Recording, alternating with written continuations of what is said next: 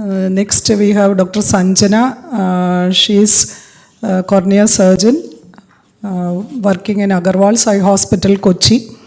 She will be talking on the use of rust removal bar corneal foreign body removal. Over to Dr. Sanjana. So it's a complete 4-minute video. So once that is done, we can do the discussion. In this video today, I shall be discussing about how to remove a metallic corneal foreign body. Most of the time, these are patients who come following a welding work with complaints of pain, redness and foreign body sensation. So the first and foremost thing is to instill a Paracane eye drop so that the patient is pain free. After which, the patient has to be placed over the slit lamp for evaluation. Now the position of the patient is very important to make sure that proper evaluation is done. So once we locate the foreign body on the cornea, the work is not done. We need to look at the conjunctiva, the fornix, evert the upper lid and look at the superior upper fornix as well as the lower fornix to rule out any other foreign body. So once the clinical examination is done under diffuse illumination, fluorescein staining has to be done to identify if it's a deep foreign body, is it Cedars positive? So for a corneal foreign body removal, you need a speculum, Paracane, either a butt or a 26 gauge needle.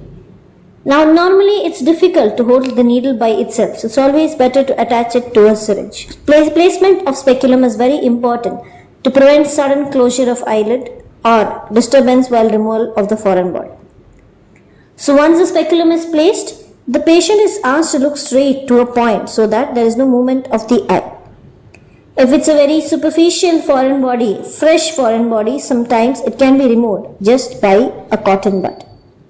Now if this is not possible, then we need to use the 26 gauge needle. I would always advocate a minimal bending of the 26 gauge needle, as this would provide a safer method to removal of corneal foreign body and also prevent perforation. When we approach the cornea from the temporal aspect, if the needle is bent, we are placing the bevel up on the cornea. Hence, even if the patient moves, the chance of corneal perforation is minimal. Whereas, if we are going to keep the needle straight, there are high chances, as it is directed towards the anterior chamber. If there is slight movement, the cornea can get perforated. So, once the needle is bent, now we ask the patient to look straight and approach from the temporal aspect. So then, with the bevel up, we need to go towards the anterior stroma and disturb the foreign body. So once the foreign body is removed, it's always very important to note the presence or absence of rustring. Rustring sometimes can be very superficial and very smooth. Thus, while removal, it may be difficult in the first sitting.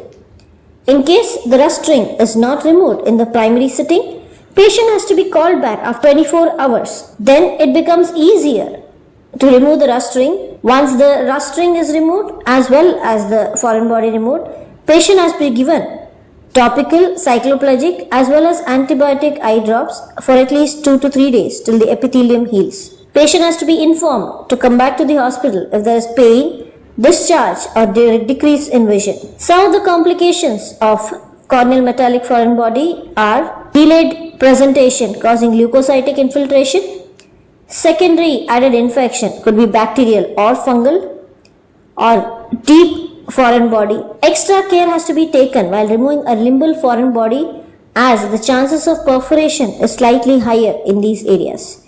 And in case of perforation, a contact lens can be placed. Thank you. Thank you.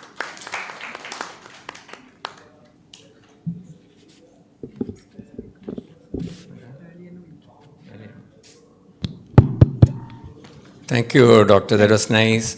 And as you correctly said, when you have a foreign body in the cornea, always be prepared for a perforation. Yes, sir. See, even after removing, suddenly you will realize that it's actually full thickness. A small portion may be jutting into the through the endothelium into the anterior chamber. So you should be prepared. And ideally, if you have a small one, it's always better to have a glue. Exactly. Glue, cyanoacrylic glue, which is very cheap And place the actually compared to VCL the other also. glues that are available.